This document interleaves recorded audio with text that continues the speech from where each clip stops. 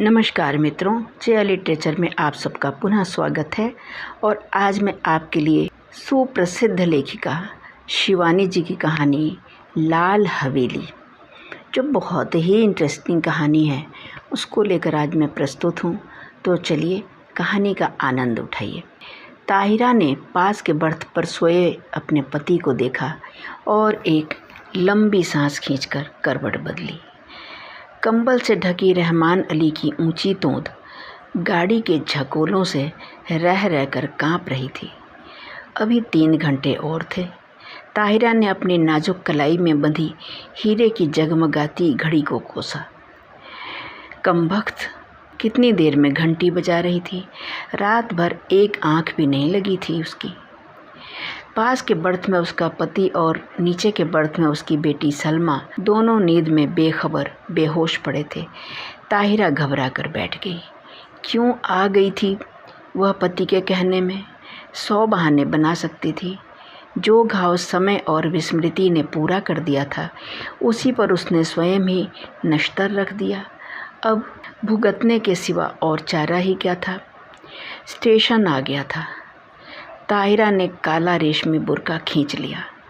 दामी सूटकेस, नए बिस्तरबंद, air bag, चांदी की सुराही उतरवाकर रहमान अली ने हाथ पकड़कर ताहिरा को ऐसे संभल कर अंदाज से उतारा जैसे वह कांच की गुड़िया हो। तनिक सा धक्का लगने पर टूटकर बिखर जाएगी। सलमा पहले ही कूदकर उतर चुकी थी। दूर से भागते हाँफते हाथ में काली टोपी पकड़े एक नाटे से आदमी ने लपक कर रहमान अली को गले से लगाया और गोद में लेकर हवा में उठा लिया। उन दोनों की आंखों से आंसू बह रहे थे। तो यही मामू बीतते हैं, ताहिर ने मन ही मन सोचा, और थे भी बीतते ही भर के। बिटिया को देखकर मामू ने झट गले से लगा लिया। बिल्कुल इस्मत है रहमान, वे सलमा का माथा चूम चूम कर कहे जा रहे थे। वही चेहरा मोहरा, वही नैन नक्श। इस्मत नहीं रही तो खुदा ने दूसरी इस्मत भेज दी। ताहिरा पत्थर की सी मूरत बनी चुप खड़ी थी। उसके दिल पर जो दहकते अंगारे दहक रहे थे, उन्हें कौन देख सकता था? वही स्टेशन, वही कनेर का पेड़। 15 साल में इस छोटे स्टेशन को भी क्या कोई नहीं बदल सका? चलो बेटी, मामू बोले। बाहर कार खड़ी है। जिला तो छोटा है, पर अल्ताफ़ की पहली पोस्टिंग यहीं हुई। इंशाअल्लाह अब कोई बड़ा शहर मिलेगा। मामू के इकलौते बेटे अल्ताफ़ की शादी में रहमान अली पाकिस्तान से आया था। अल्ताफ़ को पुलिस कप्तान बनकर भी क्या इसी शहर में आना था? ताहिरा फिर मन ही मन कुढ़ी। घर पहुँचे तो बूढ़ी नानी खुशी से पागल सी हो गई। बार बार रहमान अली को गले लगाकर चूमती थी और सलमा को देखकर ताहिरा को देखना भूल गई। या अल्लाह, यह क्या तेरी कुदरत, इस्मत को ही फिर भेज दिया। दोनों बहुएं भी बोल उठी। सच अम्मी जान, बिल्कुल इस्मत आपा हैं, पर बहू का मुँह भी तो देखिए। दीजिए, ये रही अशरफी। और झट अशरफी थमाकर ननिया सास ने ताहिरा का बुर्का उतार दिया। अल्लाह, चाँद का टुकड़ा है। नन्ही नजमा देखो, सोने का दिया जला धरा है। ताहिरा ने लज्जा से सिर झुका लिया। 15 साल में वह पहली बार ससुराल आई थी। बड़ी मुश्किल से वीज़ा मिला था। 3 दिन रहकर फिर पाकिस्तान चली जाएगी, पर कैसे कटेंगे ये 3 दिन? चलो बहू, ऊपर के कमरे में चलकर आराम करो, मैं चाय भिजवाती हूँ, कहकर नन्ही मामी उसे ऊपर पहुँचा आई। रहमान नीचे ही बैठकर मामू से बातों में लग गया और सलमा को तो बड़ी अम्मी ने गोद में ही खींच लिया।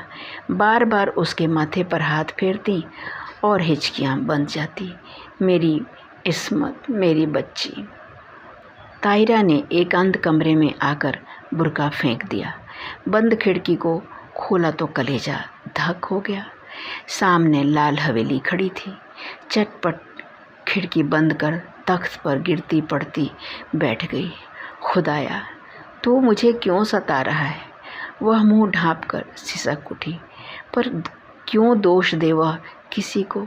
वह तो जान गई थी कि हिंदुस्तान के जिस शहर में उसे जाना है, वहाँ का एक एक कंकड़ उस पर पहाड़ सा टूटकर बरसेगा। उसके नेक पति को क्या पता? भोला रहमान अली, जिसकी पवित्र आंखों में ताहिरा के प्रति प्रेम की गंगा छलकती, जिसने उसे पालतू हिरनी सा बनाकर अपनी बेड़ियों से बांध लिया था, उस रहमान अली से क्या कहती? पाकिस्तान के बंटवारे में कितने पिसे, उसी में एक थी ताहिरा। तब भी वह 16 वर्ष की कनक छड़ी सी सुंदर सुधा अपने मामा के साथ मेरी बहन के ब्याह में मुल्तान आई। दंगे की ज्वाला ने उसे फूंक दिया। मुस्लिम गुंडों की भीड़ जब भूखे कुत्तों की भांति उसे बोटी सी छिचोड़ने को थी, तभी आ गया फरिश्ता बनकर रहमान अली। नहीं, वे नहीं छोड़ेंगे। हिंदुओं ने उनकी बहु बेटियों को छोड़ दिया था क्या? पर रहमान अली की आवाज़ की मीठी डोर ने उन्हें बांध लिया। सांवला दुबला पतला रहमान सहसा कठोर मेघ बनकर उस पर छा गया। सुधा बच गई, पर ताहिरा बनकर। रहमान की जवान बीवी को भी देहली में ऐसे ही पीस दिया था। वह जान बचाकर भाग आया था, बुझा और घायल दिल लेकर। सुधा ने बहुत सोचा समझा और रहमान ने भी दलीलें की, पर पशेमान हो गया। हार कर किसी ने एक दूसरे पर बीती बिना सुने ही मजबूरियों से समझौता कर लिया। ताहिरा उदास होती तो रहमान अली आसमान से तारे तोड़ लाता। वह हंसती तो वह कुर्बान हो जाता। 1 साल बाद बेटी पैदा हुई तो रहा सहा मैल भी धुल कर रह गया। अब ताहिरा उसकी बेटी की माँ थी, उसके किस्मत का बुलंद सितारा। पहले कराची में छोटी सी बजाजी की दुकान थी, अब वह सबसे बड़े डिपार्टमेंटल स्टोर का मालिक था। 10-10 सुंदरी एंग्लो इंडियन छोकरियाँ उसके इशारों पर नाचती, धड़ाधड़ अमरीकी नायलॉन और डेकरॉन बेचती। दुबला पतला रहमान हवा भरे रबर के खिलौने सा फूलने लगा। तोंद बढ़ गई, गर्दन ऐंठकर शानदार अकड़ से ऊंची उठ गई, सीना तन गया, आवाज़ में खुद ब खुद अमरीकी डॉल आ गया। पर नीलम पुखराज से जड़ी, हीरे से चमकती दमकती ताहिरा, शीशम के हाथी दांत जड़े छपर खट पर अब भी बेचैन करवटें ही बदलती।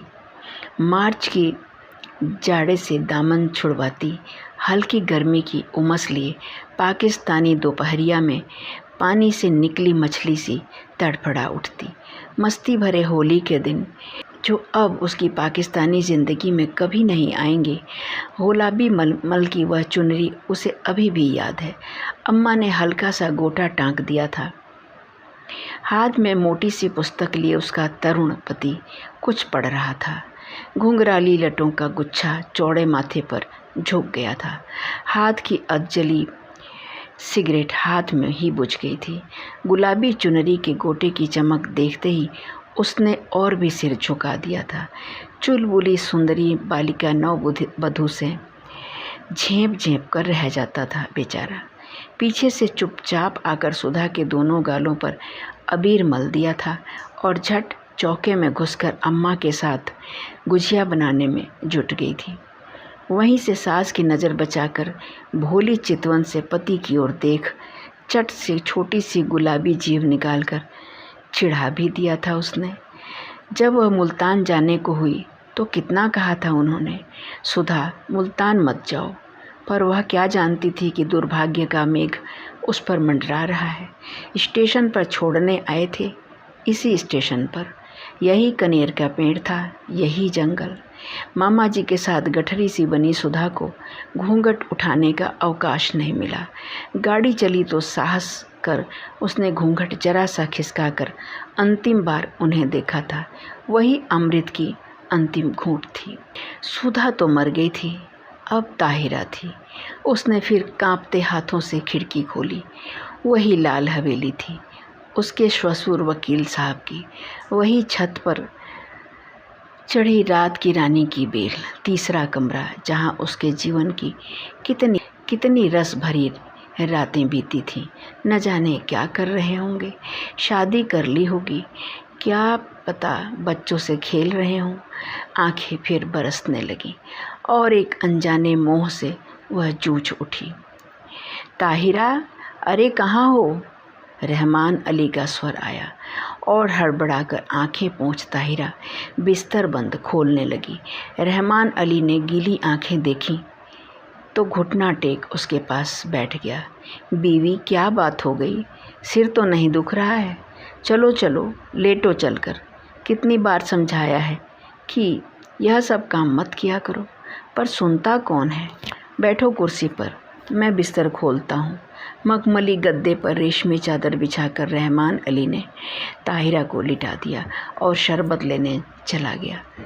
सलमा आकर सिर दबाने लगी। बड़ी अम्मा ने आकर कहा, नज़र लग गई है और क्या।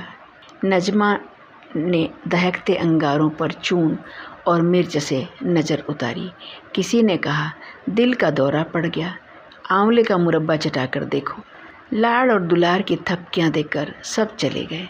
पास में लेटा रहमान अली खर्राटे भरने लगा तो दबे पैरों वह फिर खिड़की पर जा खड़ी हुई। बहुत दिनों से प्यासे को जैसे ठंडे पानी की झील मिल गई थी। पानी पी पी कर भी प्यास नहीं बुझ रही थी। तीसरी मंजिल पर रोशनी जल रही थी। उस घर में रात का खाना देर से ही निबटता था। फिर खाने के बाद दूध पीने की भी उन्हें आदत थी। इतने साल गुजर गए, फिर भी उनकी एक एक आदत उसे दो के पहाड़े की तरह जुबानी याद थी। सुधा, सुधा कहाँ है तू? उसका हृदय उसे स्वयं धिक्कार उठा। तूने अपना गला क्यों नहीं घोंट लिया? तू मर क्यों नहीं गई कुएं में कूदकर? क्या पाकिस्तान के कुएं सूख गए थे? तूने धर्म छोड़ा पर संस्कार रह गए। प्रेम की धारा मोड़ दी पर बेड़ी नहीं कटी। हर तीज, होली, दिवाली तेरे कलेजे पर भाला भोंक कर निकल जाती है। हर ईद तुझे खुशी से क्यों नहीं भर देती? आज सामने तेरे ससुराल की हवेली है, जा उनके चरणों में गिरकर अपने पाप धो ले। ताहिरा ने सिसकियां रोकने को दुपट्टा मुंह में दबा लिया। रहमान अली ने करवट बदली और पलंग चरमराया। दबे पैर रखती ताहिरा फिर लेट गई। सुबह उठी तो शहनाइयाँ बज रही थी।